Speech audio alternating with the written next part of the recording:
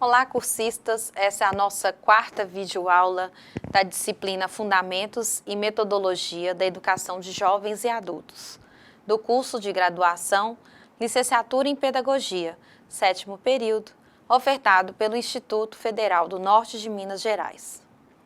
Sejam todos muito bem-vindos. Sou Verônica de Melo Sacramento, sou mestre e professora, graduada em Pedagogia e também em Química. Possuo algumas especializações na área da educação, sendo uma delas Educação à Distância, e irei acompanhá-los nesta jornada. Espero poder cooperar com a aprendizagem de vocês e desde já coloco-me à disposição para possíveis dúvidas e compartilhamento de ideias. Inicialmente, quero desejar que vocês obtenham sucesso neste curso.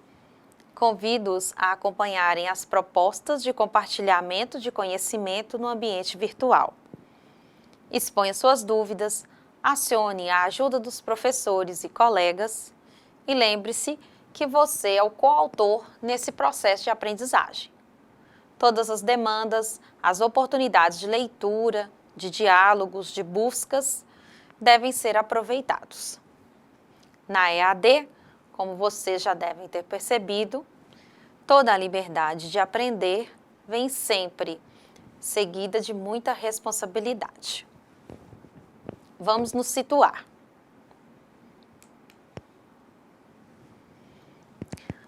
Na nossa primeira videoaula, você teve a oportunidade de conhecer um pouco mais sobre o contexto histórico em relação à educação de jovens e adultos, que ao longo de décadas foi norteada por desejos políticos, econômicos e ideológicos. Assim, variando de acordo com os interesses políticos e das propostas e executores dessas práticas em determinado período e contexto histórico. O conhecimento formal foi monopolizado pelas classes dominantes e a ideia da pessoa analfabeta como dependente tomou força com um período que preconizava a república. O analfabeto era entendido como um dependente e incompetente. As alterações na economia, que passava de agrária a exportadora, fizeram com que novos rumos fossem dados à educação de jovens e adultos. Adiantando um pouco, já na década de 50, ela foi marcada pela atuação da pedagogia freiriana. Paulo Freire percebeu que as necessidades educacionais passavam pela contextualização, na tentativa da promoção e valorização dos conhecimentos individuais. Educadores identificavam o analfabetismo não como a causa da pobreza, mas como o efeito de uma sociedade injusta e não igualitária. Ocorria nesse espaço de tempo a valorização do saber e cultura populares. Entendia-se que o analfabeto não era desprovido de conhecimento, até a interrupção pela ditadura militar, sendo criado em 1967 o Mobral, que é o Movimento Brasileiro de Alfabetização, restrita à apreensão da habilidade de ler e escrever. Sem haver a compreensão contextualizada, ficava claro a desconsideração em relação ao papel do sujeito como integrante da sociedade. Passadas as transições para o período democrático, avançamos já na década de 90, ela foi marcada no cenário nacional pela Lei 9.394, que é a Lei de Diretrizes e Bases da Educação Nacional, que reiterou os direitos da educação de jovens e adultos ao ensino. Após essa década, o destaque está no período em que o governo do presidente Lula deu mais atenção à EJA, sendo incorporados mais investimentos da União, dos estados e municípios, o que incluía a alimentação, transporte para os estudantes. Isto descrito na Lei 11.947 de 2009. Nesse mesmo governo, criou-se o programa Brasil Alfabetizado, dirigido pela Secretaria da Educação Continuada, Alfabetização e Diversidade do Ministério da Educação, envolvendo simultaneamente na geração de suas 3 vertentes, de caráter primordialmente social, para a modalidade de EJA, conhecidos como o programa Escolas de Fábrica, o ProJovem e o ProEJA. Já na videoaula 2, você teve a oportunidade de observar o perfil discente e docente na EJA, com destaque para as diferentes idades, diferentes experiências de vida, as bagagens culturais que os estudantes adultos possuem e que traz grandes desafios para os professores de tal modalidade.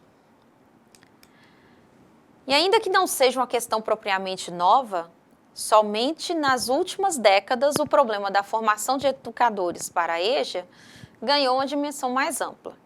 Esse novo patamar em que a discussão se coloca,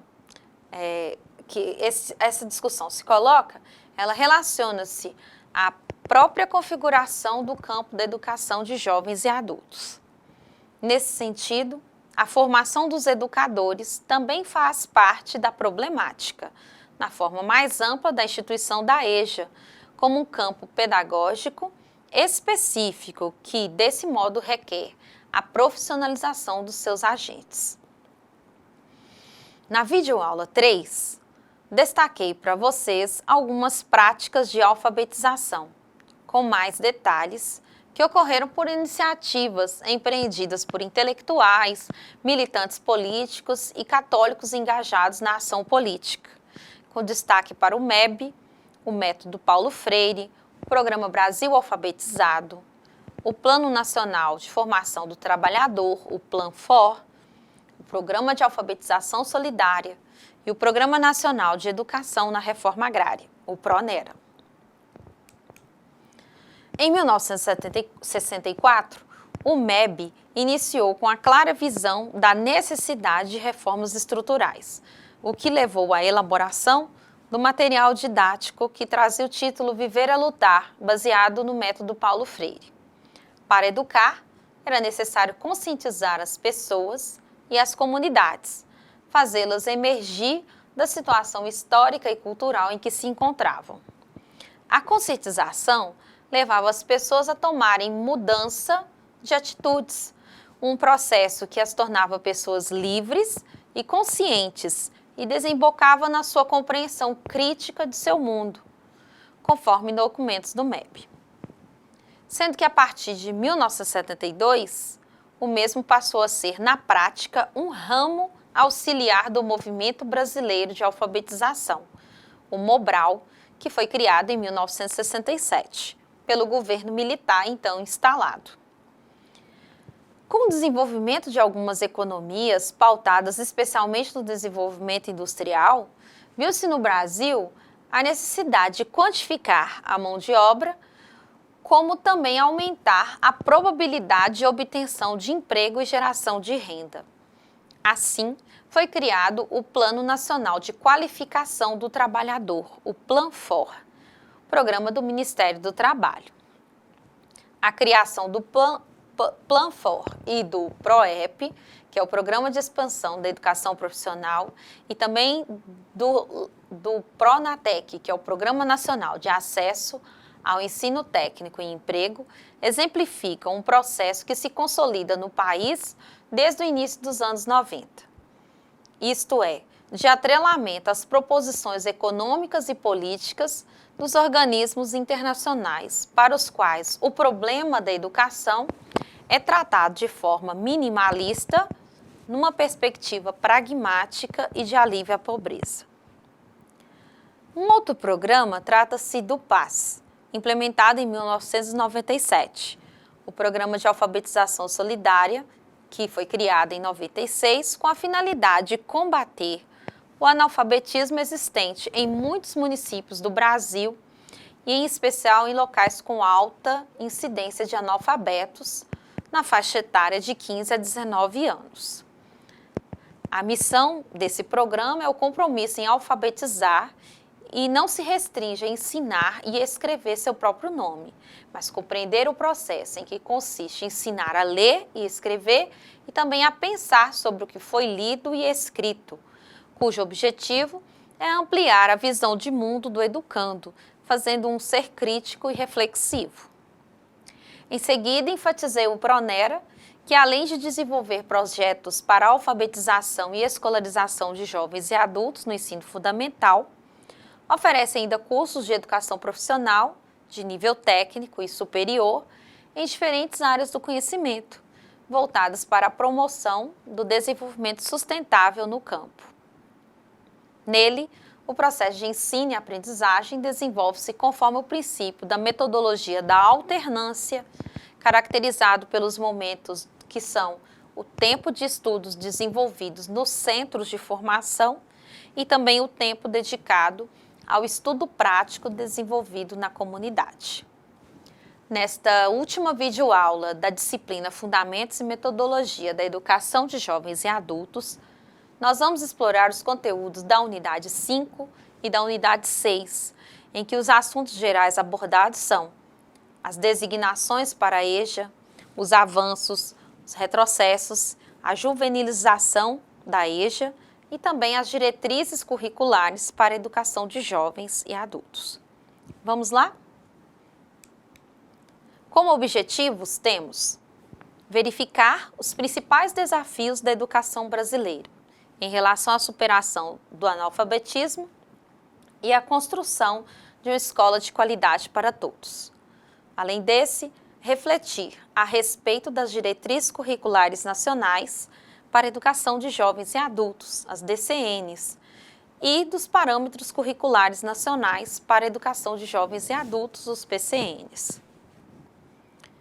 Conforme discutido nas unidades anteriores, percebe-se que a educação de jovens e adultos no Brasil trilhou ou ainda trilha uma trajetória, ora de avanços, ora de retrocessos, quer em relação às políticas públicas, quer em relação às propostas pedagógicas para essa modalidade de ensino.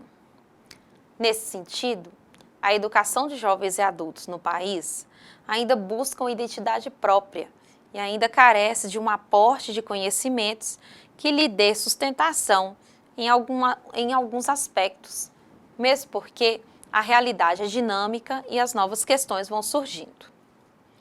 De acordo com a proposta curricular para a educação de jovens e adultos no Brasil, a denominação inicial supletivo embute a conotação de compensar o tempo perdido ou complementar o inacabado, que se concebe hoje como educação de jovens e adultos, deve transcender essa concepção e diz respeito a um direito, a uma educação permanente, não suplementar e emancipatória.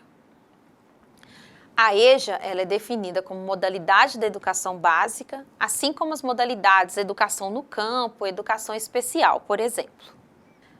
Passa a ser entendida como um direito do cidadão, afastando-se da ideia de compensação e suprimento e assumindo a de reparação, equidade e qualificação, o que representa uma conquista e um avanço. Na busca da construção da identidade da educação de jovens e adultos, e pode ser percebida em 3 dimensões. A primeira delas é a dimensão política, que reconhece os jovens e adultos a que essa educação se destina como membros das classes populares, excluídos não só do sistema escolar, como também de outras instâncias de poder. Essa dimensão, ela teve nas décadas de 70 e 80 contribuições teóricas importantes no campo das teorias sociológicas, como também iniciativas de educação popular, em que havia a preocupação com a transformação de valores e atitudes dos educandos, que lhes permitisse uma postura crítica e participativa na realidade social. Nesse sentido, foram abordadas as contribuições de Paulo Freire, que foram muito marcantes. A dimensão política, que vai muito além da escola, está presente em todo o sistema educativo e é regida pelo órgão máximo, como esferas de governos e secretarias de educação. A segunda dimensão, ela é pedagógica.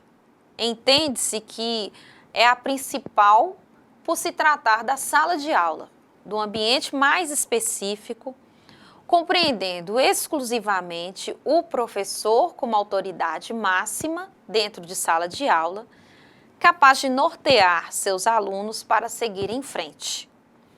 Ela é a dimensão mais peculiar por se tratar do ato pedagógico, compreendendo sempre a dinâmica entre alunos e professor. Essa dimensão diz respeito à funcionalidade das aprendizagens, ou seja, os jovens e adultos que voltam à escola com expectativas ligadas à sua inserção no mercado de trabalho e à melhoria da qualidade de vida. Nessa perspectiva, coloca-se ênfase na aplicabilidade das aprendizagens escolares. Tem-se então a terceira dimensão, que diz respeito à consideração dos modos de aprender do adulto, o que leva, consequentemente, ao questionamento de como os conteúdos escolares devem ser transformados e tratados para se adequar aos modos próprios de pensar desse aluno. É uma dimensão gerencial, que é mais ligada à gestão da educação, e não compreende somente ao sistema político, mas também a gestão do ambiente educativo em particular. Essas dimensões, elas são afirmadas por Soares, 2002, mas é preciso que façamos algumas considerações sobre o analfabetismo. Nas últimas décadas, o analfabetismo vem diminuindo no país. Dados do IBGE de 2010 sugerem que a universalização do ensino fundamental no Brasil vem sendo alcançada, visto que, no ano de 2008, 97,9% das crianças entre 7 e 14 anos de idade estavam matriculadas. Os dados ainda mostram que o acesso da população à escola vem aumentando em todos os grupos etários pesquisados. Esses dados, porém, têm aspectos apenas quantitativos, o que não garante a qualidade da educação. Em 2008, a taxa de analfabetismo no país era de 10%, ou seja, cerca de 14,2 milhões de pessoas estavam fora da escola. Em 2010, ainda de acordo com o IBGE, esse número caiu um pouco, representando 9,6% das pessoas que ainda não sabem ler e escrever. É um número altíssimo e coloca o Brasil numa situação bastante desconfortável, especialmente na América Latina. Em dados de 2017, a taxa de analfabetismo da população com 15 anos ou mais de idade no Brasil caiu de 7,2% em 2016 para 7% em 2017, mas não alcançou o índice de 6,5% estipulado ainda para 2015, pelo Plano Nacional de Educação. As informações estão no módulo Educação da Pesquisa Nacional por amostra de domicílios divulgado pelo IBGE. Em números absolutos, a taxa de analfabetismo representa 11,5 milhões de pessoas que ainda não sabem ler e escrever. A incidência chega a ser quase 3 vezes maior na faixa da população de 60 anos ou mais de idade, 19,3%, e mais que o dobro entre pretos e pardos, 9,3%, e em relação aos brancos, 4%. 14 das 27 unidades da federação, porém, já conseguiram alcançar a meta do Plano Nacional de Educação. Mas o abismo regional ainda é grande, principalmente no Nordeste, que registrou a maior taxa entre as regiões, que foi 14,5%. As menores concentram-se no Sul e Sudeste, que registraram 3,5% cada. No Centro-Oeste e o Norte, os índices ficaram entre 5,2% e 8%, respectivamente. A partir desses dados, é possível estabelecer a educação como um reflexo de investimentos e iniciativas governamentais e não governamentais. Nota-se que há um trabalho na busca pela garantia do direito à educação a todos os brasileiros, pagando assim uma dívida social para com aqueles excluídos do sistema educacional. Note as discrepâncias entre as regiões e as raças.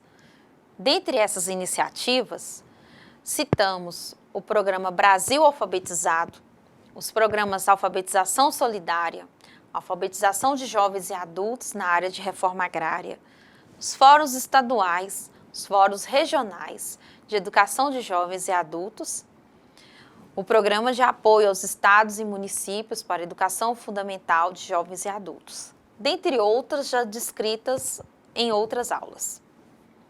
Sobre a problemática da falta de alfabetização, Fávero, 2009, afirma: não há como não entender a mais importante lição de praticamente 50 anos de experiências, campanhas e movimentos de massa não resolvem e não resolverão o problema do analfabetismo da população jovem e adulta. Ele tem raízes fundas na sociedade injusta e desigual. É gerado pela ausência e pela insuficiência da escolarização das crianças e adolescentes. Muitos jovens de hoje estão saindo da escola sabendo mal ler, escrever e contar. Continuamos oferecendo pobres escolas para as camadas pobres da população. Parece pessimista esse parecer, mas infelizmente trata-se da realidade escolar atual. Ainda que muitos esforços estejam sendo realizados, pouco se avança se esse estudante jovem e adulto vem e permanece no ciclo da pobreza, da exclusão e da discriminação. Mudando um pouco de assunto, o material didático dessa disciplina apresenta uma pesquisa feita com professoras da EJA. Destaquei para vocês algumas informações que chamaram mais a minha atenção.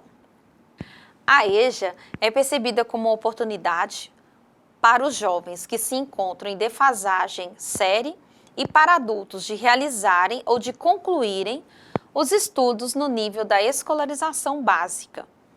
Embora, segundo as entrevistadas, uma parte desses sujeitos, especialmente os mais jovens, não aproveite essa chance. As professoras frisaram ainda que muitos procuram concluir devido à exigência do mercado de trabalho. E isso está de acordo também com outra pesquisa que falei com vocês nas aulas anteriores. Uma das entrevistadas afirmou que, abre aspas, a gente percebe que a cada ano a procura pela EJA tem crescido consideravelmente. As pessoas têm voltado para a escola e eu vejo que o jovem, ele não tem o compromisso de estudar no tempo cronológico. Eles perdem tempo, tem pai, tem mãe, às vezes, ou melhor, acho que quase sempre não trabalham. Não precisam trabalhar, mas não aproveitam. É o que acontece. Eles esbarram aí fora com o mercado de trabalho que está cobrando, está apertando, exigindo essa informação, essa formação. Fecha aspas. Outra professora ouvida nessa pesquisa entende que a EJA se constitui na oportunidade de buscar, de modo mais rápido, conhecimentos e de ter uma vida melhor. Ela vê o aluno da EJA como alguém que busca o conhecimento e melhore condições de vida de forma imediata. Percebe-se que a partir dessa visão, da visão dessas professoras, que a EJA é uma oportunidade para o aluno, não como um direito do aluno e um dever do Estado, mas apenas uma oportunidade. Corre-se o risco de a responsabilidade pelo aproveitamento e pelo sucesso, em primeiro lugar, ser do próprio aluno. Em outras palavras, se o aluno não aproveitar a chance, a culpa é dele. A visão compensatória ainda é bastante forte entre as professoras e assim a EJA não é vista na sua função reparadora, que segundo as diretrizes curriculares para a EJA, manifesta-se no reconhecimento da igualdade de todo e qualquer ser humano que deve ter acesso a um bem real, social e simbolicamente importante. A necessidade de inserção no mercado de trabalho, de aquisição de conhecimentos rapidamente e de recuperação de um tempo perdido é o que prepondera. Para Farias, 2012, a realização, ele fez um trabalho bibliográfico em que buscava comparar o ensino regular e a EJA. E para isso, ele investigou documentos como a Constituição Federal de 1988, o parecer número 11/200 das Diretrizes Curriculares Nacionais para a Educação de Jovens e Adultos, e também ele consultou a Lei de Diretrizes e Bases número 9.394, de dezembro de 1996. Assim, ao analisar o ensino regular e a modalidade EJA, nesses 3 documentos pesquisados, percebeu que as comparações não estão restritas apenas às estruturas e ao público atendido, mas vai muito mais fundo, chegando à ideologia utilizada na elaboração de suas próprias legislações. Em toda a história da educação brasileira, desde o Império até a República, esta vem sendo premiada por medidas que quase nada trazem de benefício para as classes desfavorecidas, nas quais estão inclusos os jovens e adultos, uma vez que a educação é ofertada em forma de restos concedidos pelas elites econômicas, políticas às classes trabalhadoras, com o propósito de expandir os processos produtivos e ainda acomodar as ideias que contribuem para engessar essa classe dominante no regime socioeconômico e político que a reduz a um instrumento de lucro e acumulação capitalista. Deve-se, nesse caso, observar a condição para a constituição do sujeito e dos sentidos. Observou-se que, historicamente, a legislação que rege a educação brasileira tem uma ligação ideológica com o poder dominante em seus propósitos, que se estabelece nas necessidades de expansão e acumulação de capital. Farias, 2012, percebeu que nossas legislações, a teoria, elas estão muito longe da realidade. Apesar das legislações contemplarem todos os segmentos da educação com benefícios, há uma falta de valorização dos profissionais, falta de recursos, formações, instalações, equipamentos. Existe ainda más gestões profissionais, desorganização de espaços de escolarização. Cabe ressaltar que tudo isso aplica-se a todos os segmentos educacionais, tanto ensino regular, EJA e demais modalidades.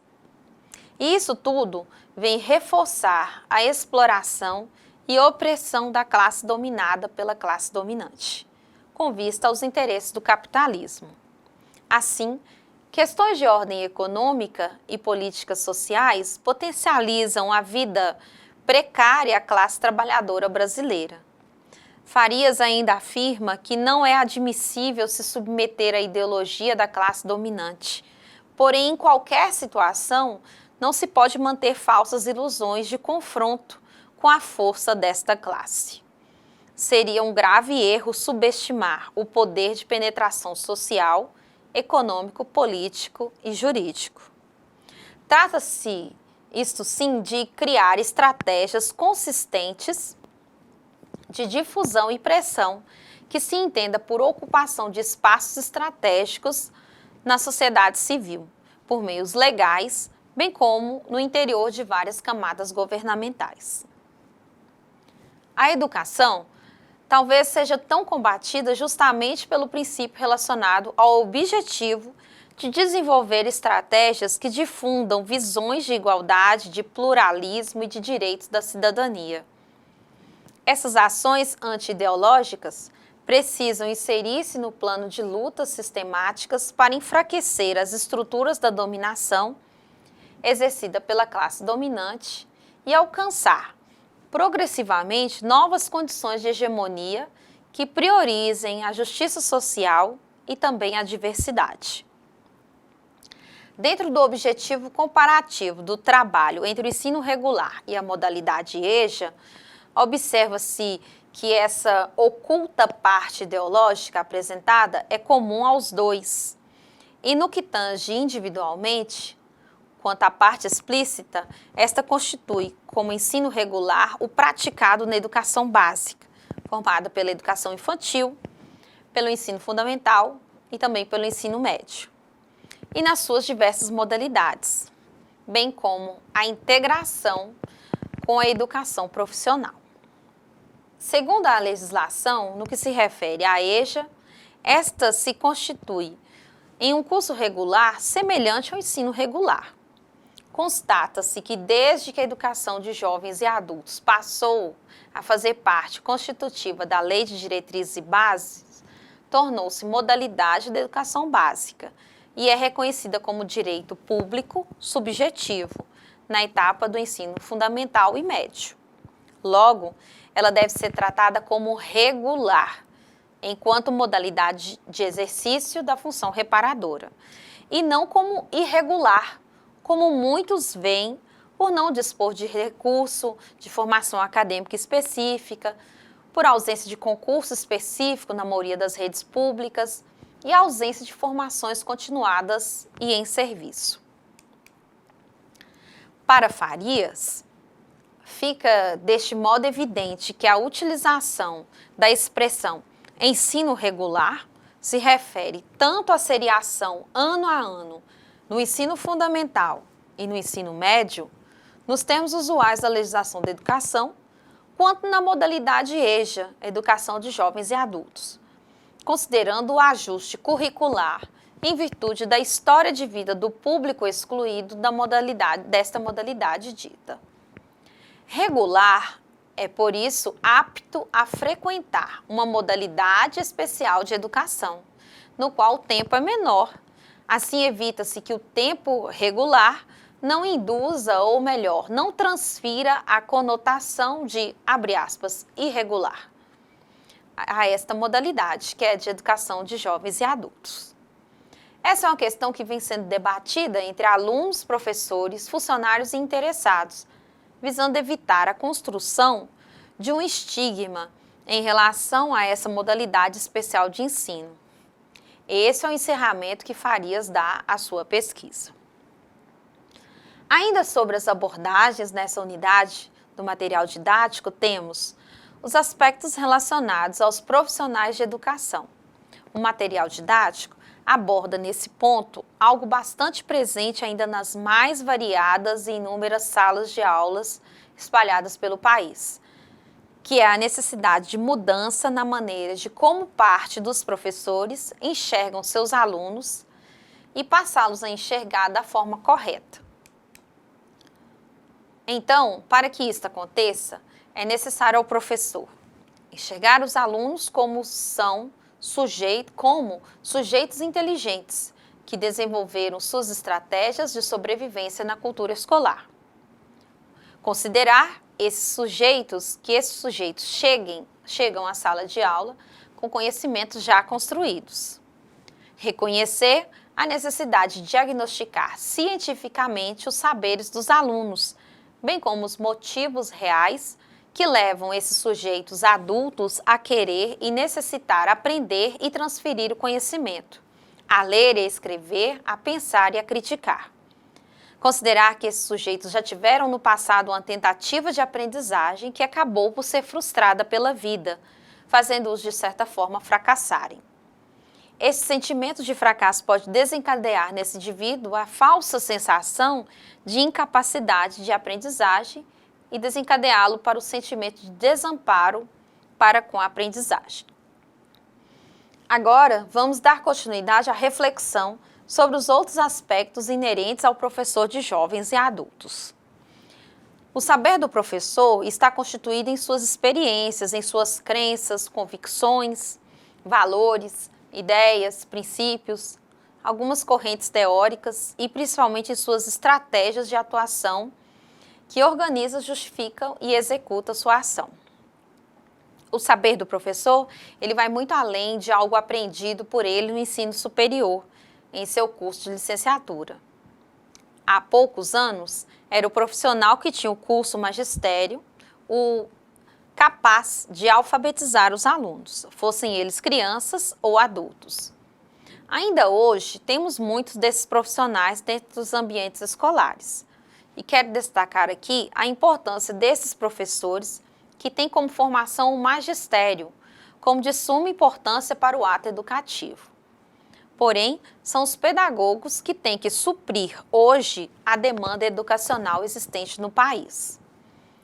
A educação de adultos engloba todo o processo de aprendizagem, formal ou informal, onde pessoas consideradas adultas pela sociedade desenvolvem suas habilidades, enriquecem seu conhecimento e aperfeiçoam suas qualificações técnicas e profissionais, direcionando-as à satisfação de suas necessidades e as de sua sociedade.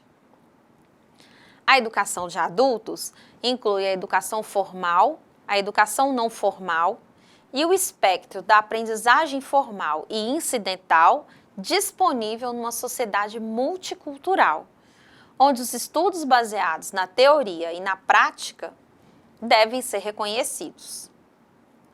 Sabe-se, porém, que as características desses estudantes vêm sofrendo transformações e alguns pesquisadores tomam tais características com a definição de juvenilização da EJA. De acordo com Brunel, 2004, o rejuvenescimento da população que frequenta a educação de jovens e adultos, EJA, é um fato que vem progressivamente ocupando a atenção de educadores e pesquisadores na área de educação. O número de jovens e adolescentes nesta modalidade de ensino cresce a cada ano, modificando o cotidiano escolar e as relações que se estabelecem entre os sujeitos que ocupam esse espaço. Este fenômeno do rejuvenescimento, ainda de acordo com Brunel, começou a ocorrer na década de 90 no panorama brasileiro. Essa categoria ela foi esquecida ao longo de 2 décadas, como vocês já sabem, isso por conta do período da ditadura militar, ou após 64, com o retorno às pesquisas educacionais de forma ainda muito tímida apenas na década de 80. Considera-se que esse fenômeno da juvenilização está associado a, no mínimo, 2 contextos. O legal, quando a Lei 9.394 de 96 reduz para 15 e 18 anos a idade mínima para que os jovens prestem os exames para a conclusão do ensino fundamental e médio, respectivamente, junto à Secretaria de Educação do seu estado, e o que é classificado como aspecto social e pedagógico, o qual ocorre como decorrência dos processos migratórios da escola regular para a escola da EJA. E quais são os motivadores para essa migração? Esse processo, que marca as transferências da escola regular para a escola da educação de jovens e adultos, tem diversas justificativas, que vão desde as situações de fracasso vividas pelos estudantes nos espaços tempo-escolares e que provocam a criação de uma crescente defasagem de idade e série, até as transferências que são decorrentes de situações de indisciplina. Como se a migração do estudante para a escola ou a turma da EJA, como se a mesma fosse um depósito compensatório de deficiências e ineficiências da própria educação. Para Fernandes, 2008, trata-se como um medicamento necessário e infalível para que esse ainda menino ou menina se transformasse em um estudante ou uma estudante com comportamento exemplar. Chegam na EJA, em geral, apresentando uma desmotivação pelos estudos, desencantados com a escola regular, com o histórico de repetência de 1, 2, 3 anos ou até mais. Muitos deles sentem-se perdidos no contexto atual, principalmente em relação ao emprego e a importância do estudo para a sua vida e a inserção no próprio mercado de trabalho. No trabalho realizado por Silva, 2010, em relatos dos estudantes, ela considera esses mais jovens como, abre aspas, jovenzinhos. Eles eram comuns as histórias de exclusão do ensino regular diurno, uma constante, na verdade, sendo que as trajetórias envolviam relatos de repetência até de forma traumática. Porém, boa parte desses jovens vinham para o ensino noturno com o intuito de fazer outras atividades durante o dia. Fazer cursos técnicos, trabalhar, ajudar os pais nos cuidados dos irmãos, sobrinhos e nas tarefas domésticas como um todo. Além dessas, outras situações são consideradas para justificar esse processo migratório. O desinteresse pelas questões da escola também é um fator que marca a saída desse sujeito da escola regular, fazendo com que mais tarde ele retorne para a escola da EJA, a fim de completar a sua escolarização. Também é importante incluir nessa análise uma observação sobre a fragmentação dos conhecimentos escolares, incluindo os distanciamentos entre esses e a vida dos estudantes, principalmente se considerarmos os de classes mais desfavorecidas. Para esses estudantes, parece haver um distanciamento ainda maior, haja vista que muitas outras necessidades de sobrevivência projetam a escola para um patamar inferior frente às opções possíveis que a vida lhes oferece. Quando isso acontece, esses estudantes vivem o mesmo processo de evasão para mais tarde, se possível for, retornar para a escola para jovens e adultos, de jovens e adultos. Além das dificuldades de acesso e permanência na escola, os jovens enfrentam a realidade de instituições públicas que se orientam predominantemente para a oferta de conteúdos curriculares, formais e considerados pouco interessantes pelos jovens. Isso implica em dizer que as escolas têm se apresentado como instituições pouco abertas para a criação de espaços e situações que favoreçam experiências de sociabilidade, solidariedade, debates públicos e atividades culturais e formativas de natureza curricular ou extraescolar. Uma primeira consideração deve ser a de reconhecer este jovem como um sujeito cuja história não é a mesma de outros jovens da mesma idade, que estão ingressando num nível superior de escolaridade ou buscando curso de especialização profissional para acessar ou se aprimorar para o mercado de trabalho. O jovem de EJA deve ser visto como uma pessoa cujas condições de existência remetem à dupla exclusão de um grupo de pares da mesma idade e do sistema regular de ensino, por evasão ou retenção. Tal situação impacta, inclusive, na constituição de seus grupos de relacionamento dentro desse novo contexto. Poderão ocorrer, por exemplo, dificuldades decorrentes das diferenças etárias em relação ao universo vocabulário utilizado cotidianamente. As expressões que fazem parte do vocabulário da juventude corroboram com a ideia de que esse mundo não é o seu mundo, não é o espaço no qual estavam acostumados a transitar e interagir. Essas mudanças, ainda de acordo com Silva, 2010, que não são desprezíveis, geram sofrimento. Por conta disso, muitas vezes esses jovenzinhos, assim denominados por ela, podem voltar a abandonar o espaço da escola, criando-se então um novo ciclo de idas e vindas. Interessante também apontar a visão dos professores em relação a esses estudantes mais jovens. As falas dos professores nessa pesquisa apontam para a aceitação do aluno adulto, reconhecendo e valorizando o esforço diário para permanecer no curso, o esforço para aprender, para responder às tarefas e a manutenção da relação hierárquica professor versus aluno. No respeito com que o adulto trata o mestre. Quando se trata de adolescentes, entretanto, as inquietações são muitas. Evidencia-se a dificuldade de lidar com a disciplina, com a falta de motivação e de baixo envolvimento do aluno nas tarefas escolares. Conversam demais, se movimentam demais, não prestam atenção às aulas, não fazem tarefas. São as queixas mais frequentes.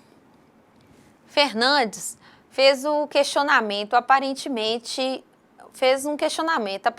estariam esses professores preparados para trabalhar com essa nova condição na EJA?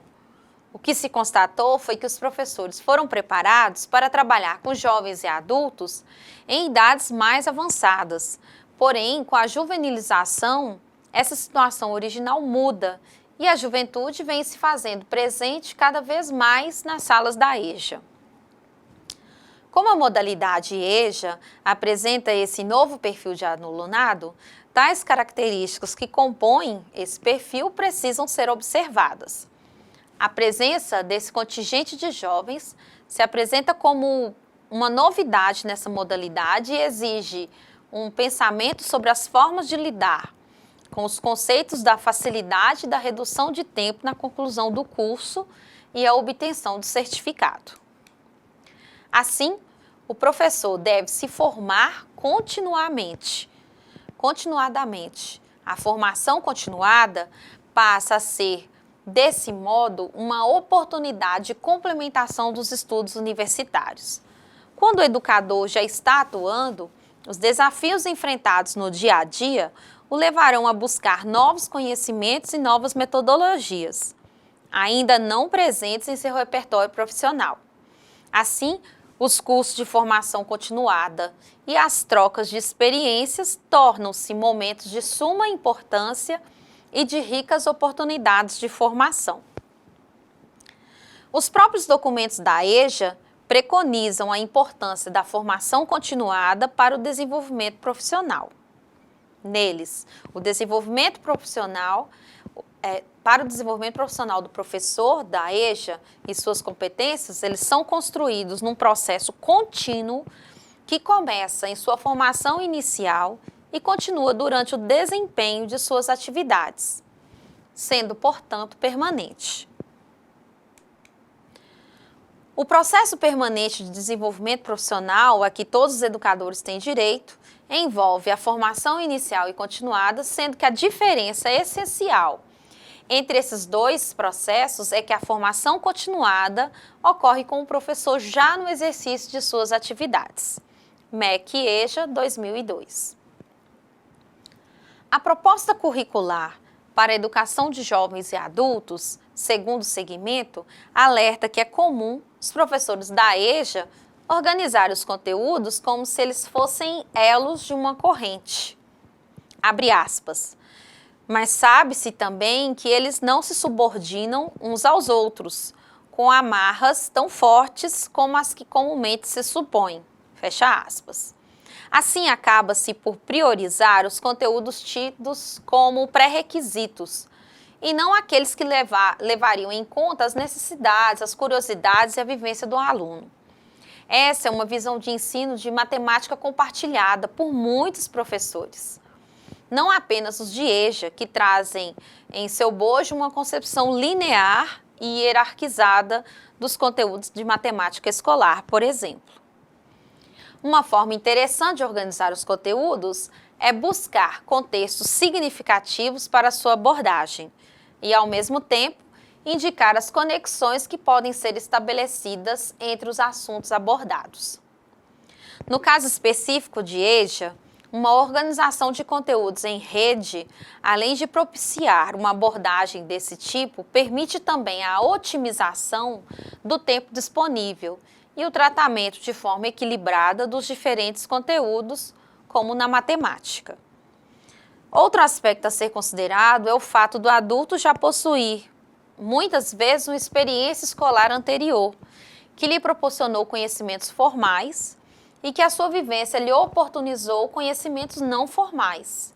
enquanto o outro grupo não frequentou a escola, embora também possua os conhecimentos não formais.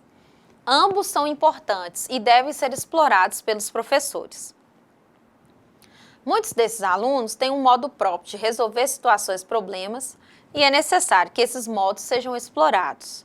Muitas vezes eles têm facilidade, por exemplo, em realizar cálculos mentais, mas não conseguem fazer de forma correta os registros.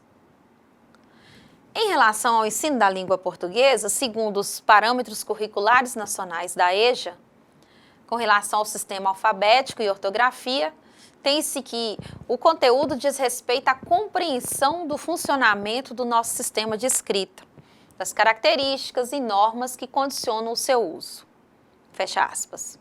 O referido documento nos chama a atenção para o fato de que os alunos, mesmo ainda não alfabetizados, já possuem algum conhecimento acerca do funcionamento do sistema alfabético.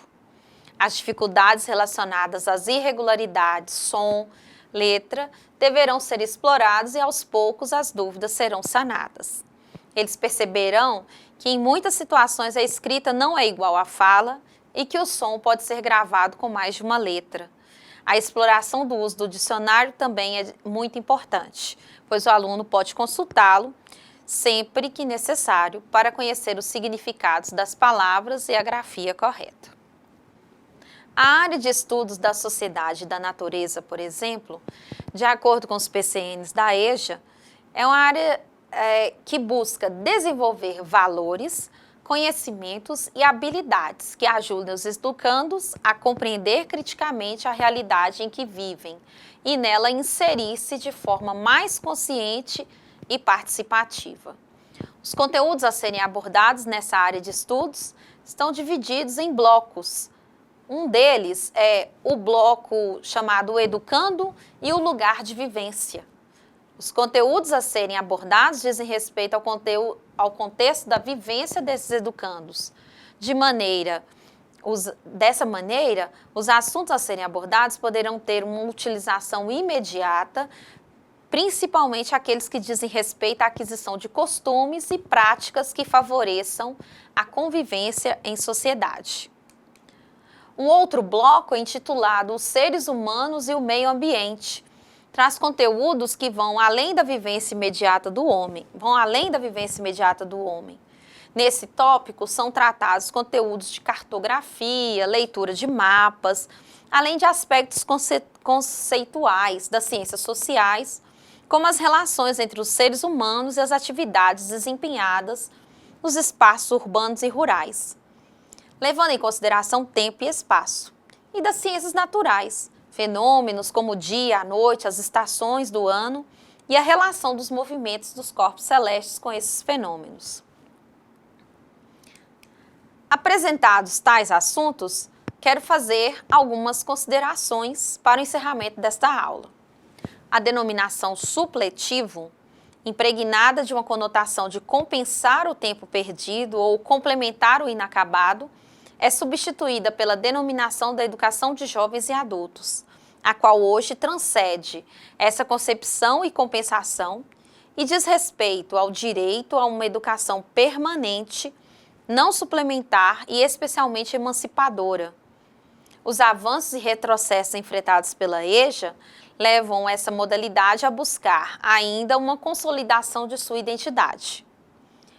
Outro aspecto abordado foi a questão da juvenilização da EJA, da educação de jovens e adultos, que em muitos casos tem sido usada para correção de fluxo escolar e a cada dia tem tornado essa modalidade bastante heterogênea, com um número considerável de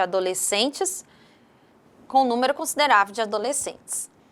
Iniciativas governamentais e não governamentais tentam garantir o direito de educação a todos os brasileiros, pagando assim uma dívida social para com aqueles excluídos do sistema educacional. Durante essas iniciativas, tivemos o Programa Brasil Alfabetizado, os programas Alfabetização Solidária e Alfabetização de Jovens e Adultos nas áreas de reforma agrária, fóruns estaduais e regionais de educação, entre outros programas de apoio a estados, municípios para a educação fundamental de jovens e adultos. Verificamos a visão de professores diante dessas alterações que vêm ocorrendo com a EJA e as pesquisas que revelam a despreparação destes que encontram dificuldades em manter aqueles denominados jovenzinhos ou os mais jovens focados no processo ensino-aprendizagem. Como solução, ou como soluções, puderam ser apontados investimentos na educação continuada do profissional, o que parece muito superficial perante tantas necessidades, desde financeiras, estruturais, pedagógicas, apresentadas na educação como um todo, sem abordar as questões de ordem econômica e social dos estudantes. Sobre as diretrizes curriculares para o ensino fundamental e médio, aplicadas também à educação de jovens e adultos, temos também outros desafios.